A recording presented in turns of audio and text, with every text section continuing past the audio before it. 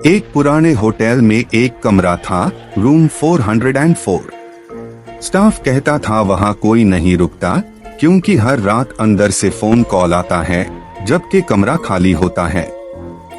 Hotel manager कहता system error है, मगर हर कॉल सिर्फ एक ही लफ्ज बोलती थी, रुको। एक दिन एक ट्रैवलर आता है।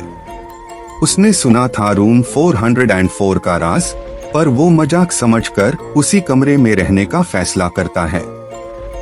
रात होती है, कमरा ठंडा हो जाता है, फोन बजता है। वो उठता है, पार लाइन खामोश। पीछे से हल्की सी आवाज, रुको। वो हंसते ह्यू कहता है, नाइस प्रैंक। फिर वो कैमरा सेट करता है प्रूफ लेने के लिए। फोन दोबारा बजता है, कैमरा रिकॉर्ड कर रहा होता है। वो फोन उठता है, लाइन में उसकी खुद की आवाज आती है, मैं ठीक हूं। सुबह स्टाफ आता है, दरवाजा बैंड, लाइट ऑन।